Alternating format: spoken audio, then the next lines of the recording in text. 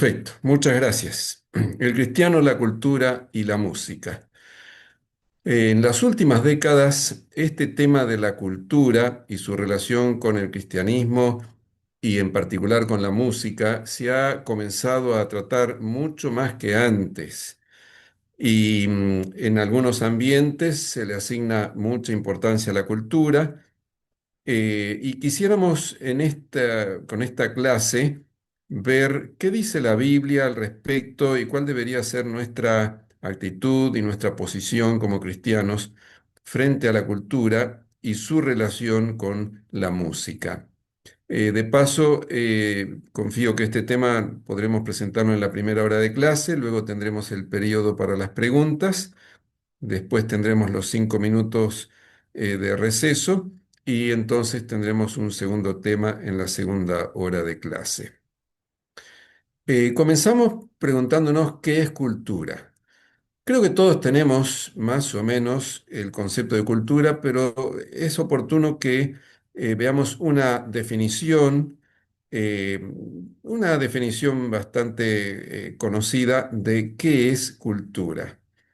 Es el conjunto de ideas, creencias, valores, hábitos y costumbres y el grado de desarrollo artístico, científico e industrial de una época o grupo social determinado. Nota que es un concepto muy abarcante. La cultura es todo lo que nos rodea, el ambiente que nos rodea, incluyendo ideas, las creencias religiosas, los valores, hábitos, los hábitos que tienen las personas.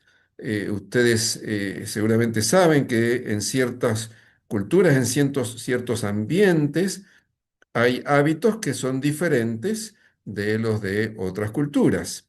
Lo mismo que las costumbres.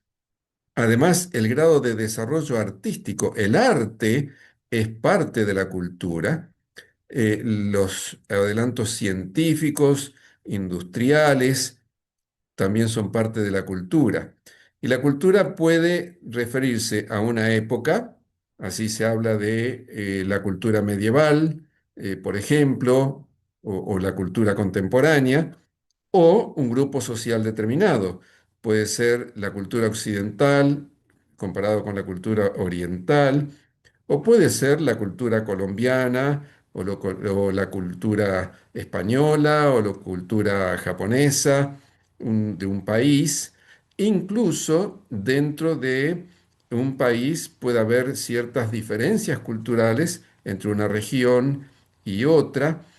Así que es un concepto que se puede aplicar de distintas maneras, em, pero que se refiere a la realidad en la cual vivimos.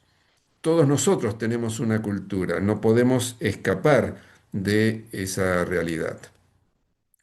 La cultura está muy relacionada con la naturaleza humana y hay diversas culturas, sin embargo, hay una sola naturaleza humana. Esto nos debe llevar a ser cautelosos a la hora de hablar de las distintas culturas, a la hora de evaluar las distintas culturas, porque si bien hay diversas culturas, también por debajo de todo eso hay una sola naturaleza humana.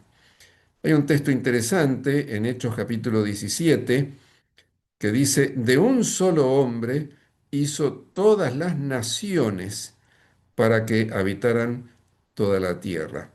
Dios, de un solo hombre, Adán, bueno, Adán y Eva, de allí hizo todas las naciones. Lo sabemos claramente por el libro de Génesis, ¿no es cierto? Así que todos tenemos un antepasado común, que es Adán, lo cual entonces nos hace ser una sola raza, la raza humana, aunque hay diversas culturas. Y el hecho de que somos una sola raza, la raza humana, permite que Dios pueda ofrecer la salvación a todos los hombres en todo lugar. Sigue diciendo ahí el mismo capítulo de Hechos. Vamos a ver cuáles son las fuentes de la cultura, de dónde se origina la cultura. Hay básicamente tres fuentes según la Biblia. La primera es Dios, y es la primera cronológicamente y también en importancia, porque Dios creó al ser humano, lo hizo a su imagen y semejanza, y Dios le dio todos los elementos de la cultura. No creó a Adán y lo largó en el vacío como para que Adán, después de un largo proceso, pudiera desarrollar su cultura, sino que Dios de entrada le dio todos los elementos de la cultura. Le dio un idioma, le dio conocimiento, porque Adán no fue creado como un bebé que necesitaba pasar por años de aprendizaje, desarrollo, sino que de entrada Adán ya sabía hablar, ya tenía todo el conocimiento que necesitaba, por más que seguía aprendiendo. Dios le dio a Adán una estructura familiar, porque le dio a Eva, su esposa, que es la base de la familia, el matrimonio es la base de la familia, y les encomendó que se reprodujeran y fructificaran. Le dio la estructura social, también le dio la estructura laboral y técnica. Dios le pidió a Adán que labrara y guardara el jardín del Edén, ahí estaba su trabajo, y le tiene que haber enseñado cómo hacerlo, le dio las técnicas necesarias, y también le dio creencias y valores. Adán no tuvo que comenzar a buscar en qué creer. Desde el momento que fue creado, ya Adán creía en Dios, amaba a Dios, tenía los valores naturalmente puros, perfectos, en ese mundo perfecto, y Adán era perfecto también porque todavía no había entrado el pecado. Así que Dios fue la primera fuente y es la primera fuente de la cultura. Quiero destacar que Dios le dio al ser humano la ley, es decir, los 10 mandamientos. Ahí están los valores y las normas para todos los aspectos de la vida. Y esa ley, los 10 mandamientos, es algo muy importante. Por eso en Deuteronomio Dios le dijo a Moisés y al pueblo de Israel: guardadlos pues y ponedlos por obra, porque esta es vuestra sabiduría y vuestra inteligencia ante los ojos de los pueblos. Dice el apóstol Santiago que toda buena dádiva y todo don perfecto desciende de lo alto, del Padre de las luces. Dios sigue siendo la fuente de todo lo bueno y de todo don perfecto. Todo eso proviene de Dios, del Padre. Por eso Elena de White afirma que los grandes pensadores del mundo, en lo que tenga de cierto su enseñanza, reflejan los rayos del sol de justicia. Incluso esos grandes pensadores que quizás no admiten una creencia en Dios, se dicen agnósticos o se dicen ateos o tienen creencias religiosas equivocadas, pero en lo que tenga de cierto su enseñanza, eso proviene de Dios o refleja, dice aquí, los rayos del sol de justicia, que es nuestro Señor Jesucristo. Hay una segunda fuente de la cultura, que es el ser humano. Todos nosotros somos eh, originarios o participamos en el proceso dinámico de ir creando la cultura. Todos tenemos la capacidad de razonar y de amar. Tenemos raciocinio y tenemos emociones y sentimientos. Tenemos la capacidad de tomar decisiones, tenemos voluntad y tenemos la capacidad de crear. Son todos elementos que se necesitan para establecer y ir creando la cultura. Pero la caída de Adán y Eva trajo un cambio muy grande. Esa cultura original que Dios les había dado fue dañada y cambiada radicalmente. La caída de Adán y Eva produjo varias cosas: rebelión hacia Dios, inclinación innata hacia el mal, y todos somos testigos. Si ustedes son padres y han tenido un bebé, o si han visto un sobrino o un hermanito, sabrán que los bebés por naturaleza son egoístas, eh, tienen la inclinación eh, innata desde el nacimiento hacia el mal. Y el egoísmo y el orgullo que trajo la entrada del pecado destruyen las relaciones familiares y sociales. O sea que la cultura se vio profundamente afectada por la entrada del pecado. Pero gracias a Dios que Cristo, frente a esa situación, ofrece a los creyentes el perdón del pecado, un nuevo corazón y pautas para vivir en las diversas culturas. O sea que el Señor no nos ha dejado librados a la deriva o a nuestra suerte frente a la entrada del pecado, sino que ofrece una solución que no la impone, sino que tenemos que aceptarla, y todos los que la aceptan pueden tener estas bendiciones. Hay un tercer elemento formador de cultura, una tercera fuente de la cultura, y es Satanás. Esta tercera fuente no existía antes de la caída del pecado. Sencillamente era Dios y el ser humano, la fuente de la cultura. Juntos iban formando la cultura. Pero desde que Adán y Eva decidieron creerle a Satanás en lugar de creerle a Dios, y, digamos, le entregaron a Satanás el dominio de este mundo, desde entonces Satanás se enseñorea en este mundo y es quien trata de influir lo más posible en la cultura. A Satanás Jesús lo llamó el príncipe de este mundo. El verdadero príncipe de este mundo es el Señor, pero Satanás es el usurpador, es un príncipe que no es legítimo, sino que él ha usurpado el gobierno de este mundo, y aunque ya Cristo lo derrotó en la cruz, sigue tratando de guiar a los seres humanos por el mal camino. El apóstol Pablo dice que los pecadores están siguiendo la corriente de este mundo conforme al príncipe de la potestad del aire, el espíritu que ahora opera en los hijos de desobediencia. Quiere decir que, en síntesis, tenemos tres fuentes de la cultura: Dios, el ser humano y Satanás. Y ya sabemos que entre Dios y Satanás se viene desarrollando un conflicto cósmico desde que Satanás se rebeló en el cielo, y como ese conflicto se ha trasladado a la tierra, el ser humano está en medio de ese conflicto. Por eso vamos a ver cómo se relaciona la cultura con el conflicto entre el bien y el mal, el conflicto entre Cristo y Satanás. La cultura es parte del conflicto. Desde la caída de Adán y Eva, toda cultura refleja el gran conflicto entre Cristo y Satanás.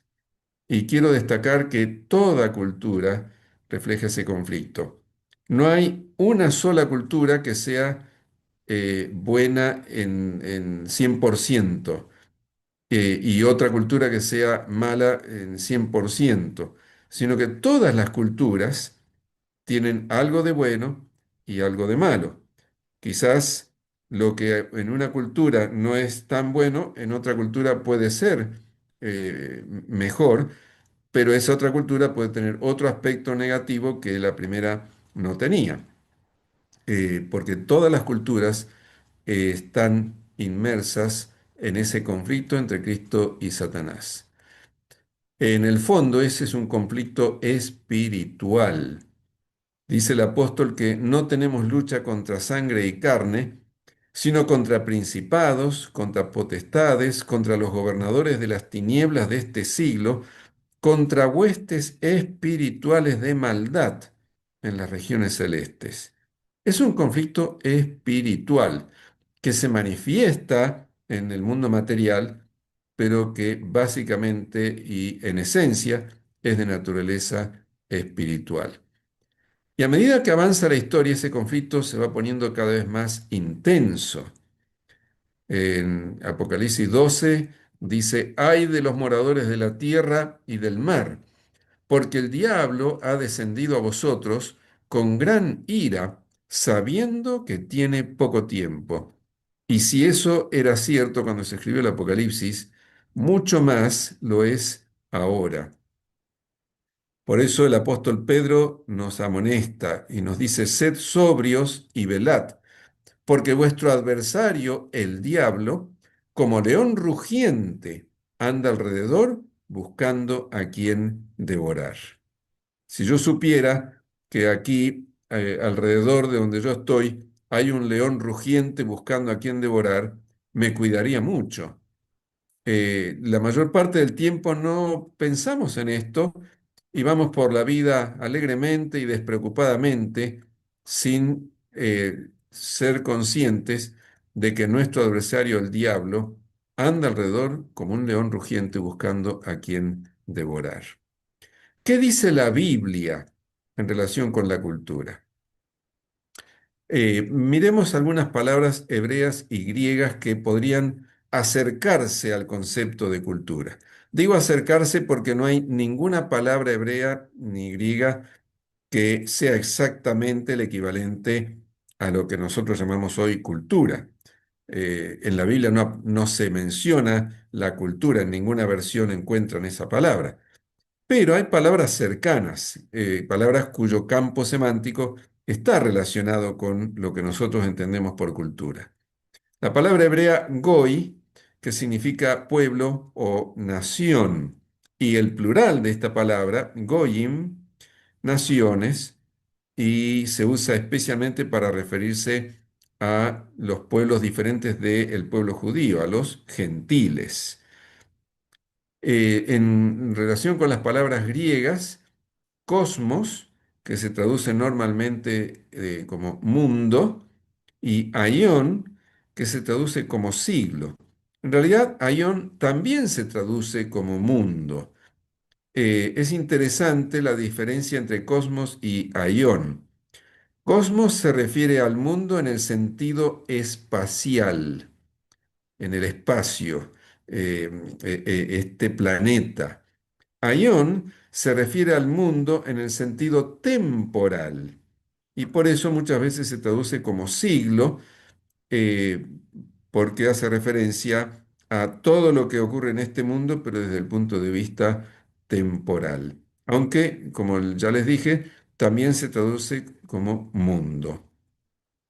Y otra palabra griega que se acerca al concepto de cultura es etnos, de donde viene étnico o etnia en castellano. Esta palabra significa nación, se refiere a los no judíos, o sea, los gentiles. De todas estas palabras, elegí una que me parece que es la que más se acerca a nuestro concepto de cultura y es la palabra mundo. Miremos un poquito qué dice la Biblia en cuanto a cosmos, que se suele traducir como mundo. Cuando digo la Biblia me refiero básicamente al Nuevo Testamento, que es la parte de la Biblia que se escribió en griego. Para el Nuevo Testamento, el cosmos es el escenario de la historia humana, pero también se refiere esa palabra a la humanidad pecadora y rebelde contra Dios. En realidad, este segundo sentido es el más común en el Nuevo Testamento. ¿Cuál es la evaluación bíblica de la cultura? La mayor parte de la cultura es contraria a Dios. El apóstol Juan dice que el mundo no conoció a Cristo. Eh, Cristo vino al mundo, a lo suyo vino, pero los suyos no lo recibieron y el mundo no lo conoció, porque el mundo en su mayor parte es contrario a Dios. Y por eso Santiago dice que la amistad del mundo es enemistad contra Dios. Y entonces, ¿cuál debe ser la actitud del cristiano hacia la cultura? A lo largo de la historia del cristianismo se han dado tres respuestas a esta pregunta. Es una pregunta que surgió muy temprano en la historia del cristianismo, porque la vida cotidiana ponía a los cristianos, y nos pone hasta el día de hoy, en relación con la cultura, de tal manera que necesitamos plantearnos esto. ¿Cuál tiene que ser mi actitud hacia la cultura? Les dije que hay tres respuestas. Una primera respuesta es que debe haber separación entre el cristiano y la cultura. Como la cultura es mala, hay que separarse todo lo posible de la cultura. Esta respuesta ya surgió en los primeros siglos del cristianismo, cuando surgió el movimiento monástico y los ascetas y los ermitaños, gente que pensaba que para evitar el pecado y para no ser influido por el mundo hacia el mal, hay que separarse todo lo posible de la cultura. Algunos ejemplos de pensadores destacados en el cristianismo: Tertuliano, en la patrística; en el tiempo de la Reforma, los anabaptistas, los menonitas y los pietistas; los movimientos monásticos. En realidad esto se remonta mucho antes de la Reforma y sigue hasta nuestros días con los monasterios y los conventos. Y si alguno de ustedes conoce algo de los Amish en Estados Unidos, también son un ejemplo de énfasis en la separación. El cristiano tiene que estar lo más separado posible del mundo. Una segunda respuesta que se ha dado es que hay una inevitable tensión entre el cristiano y el mundo. Al igual que el movimiento, que la respuesta anterior, esta también comienza diciendo que la cultura es mala, pero el cristiano no tiene más remedio que convivir con la cultura en tensión. Y aquí tenemos dos ejemplos: Martín Lutero, que solía decir que el cristiano es un ciudadano de dos mundos, que es al mismo tiempo ciudadano de este mundo y ciudadano de la patria celestial, o del reino de Dios, en realidad, y que esos dos mundos están en conflicto, son opuestos, pero el cristiano no tiene más remedio que convivir con los dos. La tensión. Y una tercera respuesta comienza, al igual que las anteriores, que la cultura es mala, pero frente a ese hecho, el cristiano debe tratar de transformar la cultura para que deje de ser mala. En lugar de escapar o esconderse o aislarse de la cultura, o en lugar de simplemente decir, bueno, tengo que convivir con esto aunque no me gusta, el cristiano más bien tiene que tratar de transformar la cultura. Y aquí algunos ejemplos: Justino Mártir en la patrística, Agustín de Hipona un poco más tarde, y Juan Calvino en la época de la Reforma Protestante. Tenemos entonces tres actitudes hacia la cultura, tres respuestas que se han dado frente a la pregunta: ¿cuál debe ser mi actitud como cristiano frente a la cultura? Separación, tensión o transformación.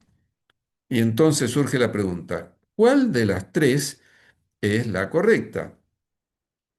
Y no es fácil responder esto, porque si buscamos en la Biblia, podemos encontrar apoyo para cada una de las tres.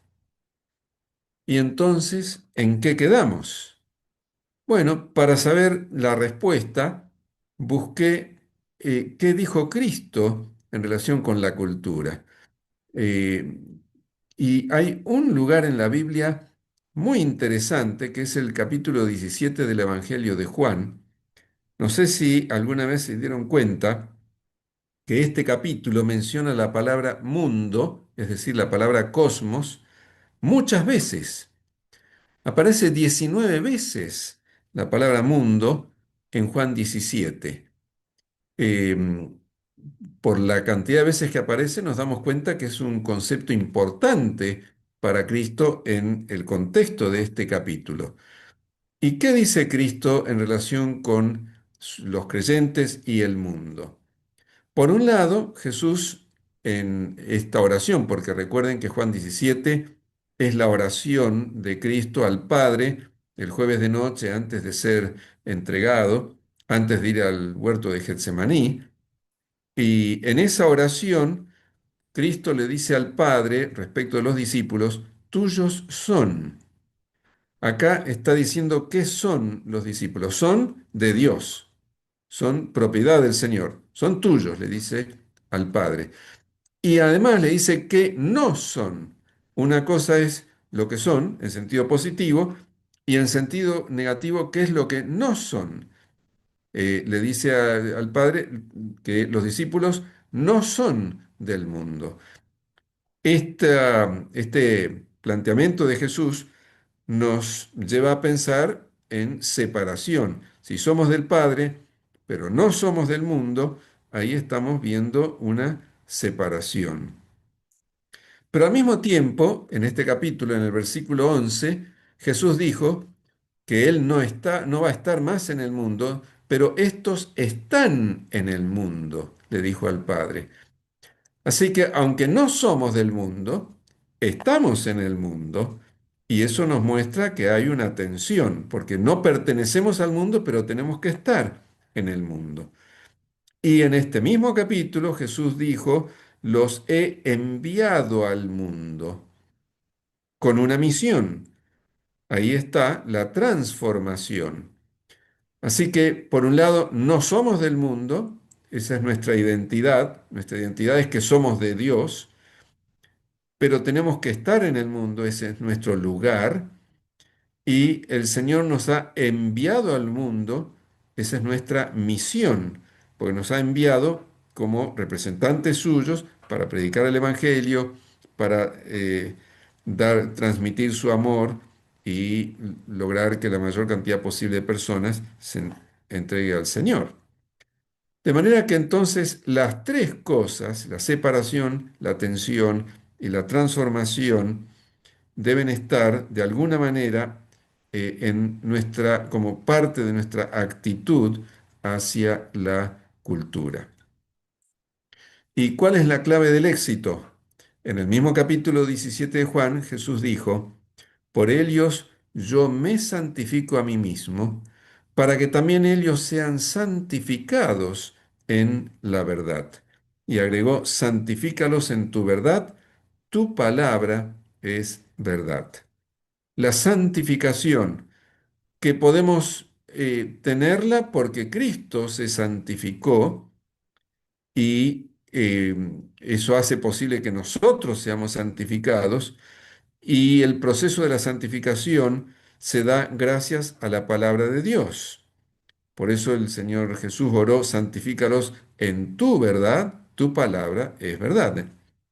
Es mediante la Biblia que a medida que la vamos leyendo, sus conceptos y la presencia de Dios se van haciendo parte de nuestra vida, de nuestra mente, de nuestra manera de pensar, de nuestra actitud y vamos avanzando en el proceso de la santificación. Alguien ha comparado a la iglesia con un barco. La esencia de un barco es que tiene que estar en el agua y navegar, porque si el barco está fuera del agua, no cumple su misión. El barco fue creado con la misión de navegar en el agua, ya sea para transportar pasajeros o mercaderías o lo que sea, pero tiene que estar en el agua. Y como el barco tiene que estar en el agua, podríamos aplicar las tres eh, actitudes que hemos mencionado hacia la cultura a la ilustración del barco.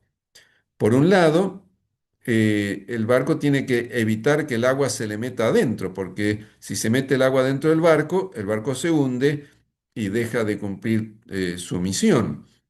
Entonces alguien podría decir, ah, yo tengo miedo que el barco se me hunda, lo voy a sacar del agua y lo voy a poner en la tierra. Está bien, así se asegura de que el barco no se va a hundir. Pero ¿para qué le sirve el barco si no está en el agua? No le sirve para nada. El barco tiene que estar en el agua. El extremo opuesto sería que alguien diga, ah, como el barco tiene que estar en estrecha relación con el agua, entonces vamos a meter agua dentro del barco, así hay una relación más estrecha todavía. Pero obviamente eso tampoco sirve porque ahí el barco se hunde. Y por eso hay dos peligros que tenemos que evitar. Son dos acciones equivocadas. Una es sacar el barco del agua para evitar que se contamine. Pero el otro extremo también es igualmente dañino. Llenar el barco de agua para servir mejor. Ninguna de estas dos actitudes nos sirve.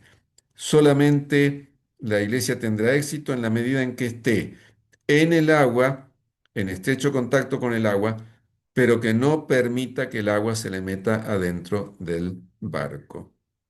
Y esto me lleva a recordar lo que Jesús dijo sobre los dos caminos. En Mateo 7, en el Sermón del Monte, Jesús dijo, entrad por la puerta estrecha, porque ancha es la puerta y espacioso el camino que lleva a la perdición, y muchos son los que entran por ella, porque estrecha es la puerta y angosto el camino que lleva a la vida, y pocos son los que la hallan. Esta parábola muy cortita y sencilla de Jesús, esta ilustración de los dos caminos, Elena de White la amplía en una visión. Ella dice, cuenta que tuvo una visión en la cual vio los dos caminos. Y vale la pena que recordemos esa visión. Ella escribió que esos dos caminos son distintos, están separados y van en direcciones opuestas. Uno conduce a la vida eterna y el otro a la muerte. Vi la distinción entre ambos caminos y también la distinción entre quienes van por ellos. Quienes por ellos iban eran opuestos en carácter, conducta, porte y conversación. En cuanto al camino ancho, perdón, estrecho, ella escribió: los que van por el camino estrecho o angosto hablan de la alegría y felicidad que les aguardan al fin de la jornada.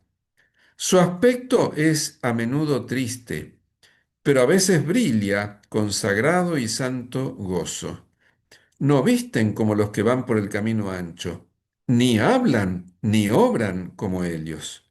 Se les ha dado un modelo, un varón de dolores experimentado en quebranto, les abrió el camino y por él anduvo. O sea, nuestro Señor Jesucristo es el modelo que ya transitó el camino estrecho y tenemos que seguir su ejemplo. Por otro lado, está el camino opuesto, el camino ancho, y ella lo describe así. En el camino ancho, todos piensan en sí mismos, en su ropa y en los placeres del camino. Se entregan libremente a la hilaridad y algazara, sin pensar en el término de la jornada, donde les aguarda segura destrucción. Cada día se acercan más a su nefasta suerte. Sin embargo, se apresuran locamente, cada vez con más rapidez. Oh, cuán terrible me pareció aquel espectáculo. Pero entonces ella vio algo muy extraño. Y ella cuenta, vi que muchos de los que iban por ese camino ancho llevaban escritas sobre sí estas palabras: muerto para el mundo. El fin de todas las cosas está cerca. Preparaos también. Su aspecto era el mismo que el de todos los demás frívolos seres que los rodeaban, excepto cierto aire de tristeza que se advertía en sus semblantes. O sea, no eran felices. Su conversación era igual a la de las alegres y atolondradas gentes que con ellos iban, aunque de vez en cuando se detenían a señalar con mucha satisfacción el letrero de sus vestidos y exhortaban a los demás a que también se los pusiesen en los suyos. Iban por el camino ancho, pero decían pertenecer a la compañía que viajaba por el camino estrecho. Pero sus compañeros les respondían: no hay distinción entre nosotros, somos iguales, vestimos, hablamos y obramos de igual manera. En otras palabras, decían: ¿para qué nos vamos a poner el cartel que ustedes tienen si ustedes viven igual que nosotros? No hay ninguna diferencia. Esto está en Joyas de los Testimonios, tomo 1, páginas 33 y 34. Esta visión de Elena de White muestra muy claramente el gran peligro que tenemos los cristianos. Ir por el camino ancho, pero pretender que vamos por el camino angosto. Y obviamente eso no es posible. Además, es inútil, es infructuoso, es autoengañarse, como vimos en esta visión. Y entonces uno se pregunta, ¿vivir como el mundo gana almas para el Evangelio? Miren lo que dice Ellen White en el libro El conflicto de los siglos, página 562. Satanás está tratando continuamente de vencer al pueblo de Dios, rompiendo las barreras que los separan del mundo. Al conformarse la iglesia con las costumbres del mundo, se vuelve mundana, pero esa conformidad no convierte jamás al mundo a Cristo. En todo caso, lo que ocurre es lo contrario, que la iglesia se convierte al mundo, pero no el mundo a Cristo. La iglesia se vuelve mundana, pero eso no convierte a nadie a Cristo. Y eso es más cierto todavía en la cultura occidental actual. Si alguna vez fue cierto, mucho más ahora. Em, en el pasado se ha dicho que la cultura occidental era una cultura cristiana. En realidad, a lo largo de la Edad Media y un poco después, durante la Reforma, lo sagrado ha predominado sobre lo secular en el mundo civilizado occidental durante muchos siglos. Por eso se lo llamaba la cultura cristiana. Sin embargo, hoy en día lo secular predomina sobre lo sagrado en forma abrumadora. Vivimos en la cultura postcristiana, humanista y atea. No estamos más en una cultura cristiana como hace varios siglos. Otra pregunta. ¿La cultura actual es la mejor o la peor cultura? Moral y espiritualmente hay un contraste entre la perspectiva bíblica y la perspectiva evolucionista sobre la cultura occidental actual. ¿Qué dice la Biblia? Dice que la cultura actual es la más inmoral y alejada de Dios de todos los tiempos. Y pueden leer esos versículos y hay otros pasajes en los cuales la Biblia dice claramente que a medida que nos acercamos al tiempo del fin, cada vez el mundo está peor desde el punto de vista espiritual y moral. Pero la perspectiva evolucionista dice todo lo contrario. Dice que la cultura actual es la mejor posible, porque ustedes saben que el evolucionismo sostiene que el ser humano y todo lo que nos rodea, al ir evolucionando, se va poniendo cada vez mejor, va superando las etapas anteriores. Mm, Eh, Me lo voy a Perdón. limpiar. Si hay alguien que está con el micrófono abierto, por favor, le pido que lo cierre. Muchas gracias. Y entonces, ¿cómo debemos vivir en la cultura actual? La Biblia nos dice, examinadlo todo, retened lo bueno, solamente lo bueno. Nuestros hábitos y nuestra conducta no deben regirse por la cultura, sino por la Biblia y los escritos de Elena de White. Esa es la norma y no la cultura. Frecuentemente debemos remar contra la corriente. Creo que entienden esa expresión, porque la mayoría en la cultura en que vivimos va avanzando en un camino contrario al que la Biblia nos indica, especialmente desde el punto de vista moral y espiritual. Y entonces llegamos al tema de la música, cómo se relaciona la música con la cultura y cuál debe ser nuestra actitud hacia la música y la cultura. La música de nuestra cultura refleja nuestra cultura. Jesús dijo, de la abundancia del corazón habla la boca. Yo diría, de la abundancia del corazón canta la boca también. No solo habla, sino que también canta. Si ustedes quieren conocer una cultura, analicen la música de esa cultura, la letra de las canciones de esa cultura, y aun si no tiene letra, la música en sí misma también ya está hablando acerca, mostrando cómo es esa cultura. La música es un reflejo de la sociedad que la produce.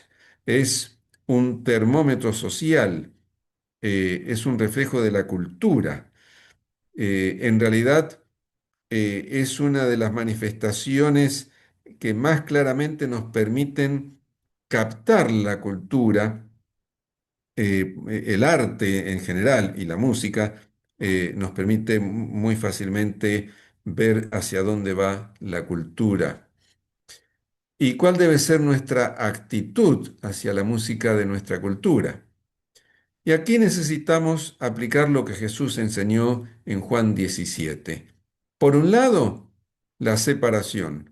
No escuchar ni ejecutar música mundana, porque en la mayoría de los casos esa música sigue al príncipe de este mundo y nos induce por malos caminos. Ejerce una influencia negativa sobre nosotros como cristianos. Pero por otro lado también tenemos la tensión de que tenemos que estar en este mundo y si no puedo evitar escuchar la música, supongamos, voy de compras a un supermercado, a un shopping, a un negocio grande y en esos lugares suelen tener música ambiental que normalmente es una música que no es la que nosotros escucharíamos en nuestros hogares, porque no está de acuerdo con lo que nos enseña la Biblia, y tengo que escucharla porque necesito ir ahí para hacer una compra. Bueno, si no lo puedo evitar, tratar de no dejarme influir. Eso es lo que puedo hacer. Y también tratar de transformar la cultura. Si bien los cristianos no somos la mayoría, digamos los adventistas, no somos la mayoría en la cultura donde vivimos, pero de alguna manera podemos tratar de fomentar y crear buena música, fomentar buena música y crear buena música en nuestro ámbito de influencia. ¿Cuál es el ideal de Dios hacia nosotros como cristianos? En Romanos 12, el apóstol dice así que, hermanos, os ruego por las misericordias de Dios, que presentéis vuestros cuerpos en sacrificio vivo, santo, agradable a Dios, que es vuestro culto racional. No os conforméis a este siglo. Otras versiones de la Biblia, otras traducciones dicen, no se conformen a este mundo, sino transformaos por medio de la renovación de vuestro entendimiento, para que comprobéis cuál sea la buena voluntad de Dios, agradable y perfecta. No tenemos que amoldarnos a este mundo, ni permitir que este mundo nos amolde, sino que tenemos que transformarnos eh, para que podamos comprobar cuál es la buena voluntad de Dios, que es agradable y perfecta. Tenemos que buscar siempre lo que agrada a Dios.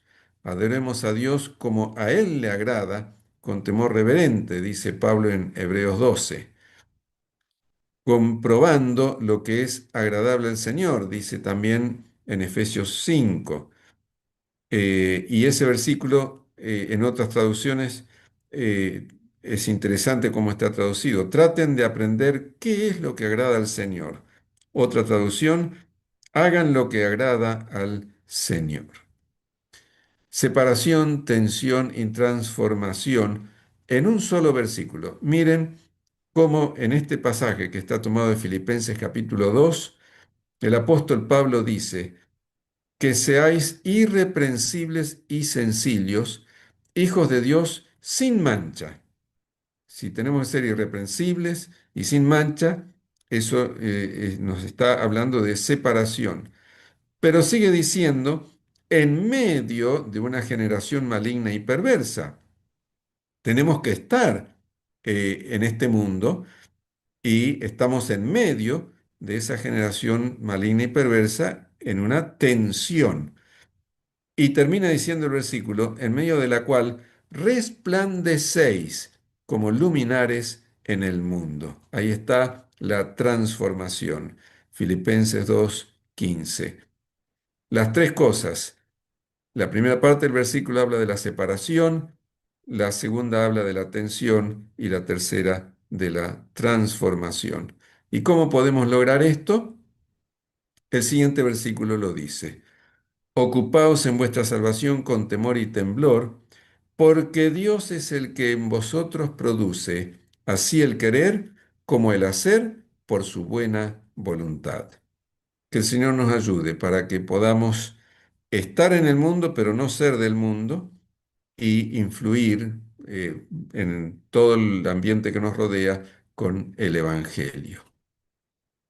Y entonces damos lugar a las preguntas que podría haber.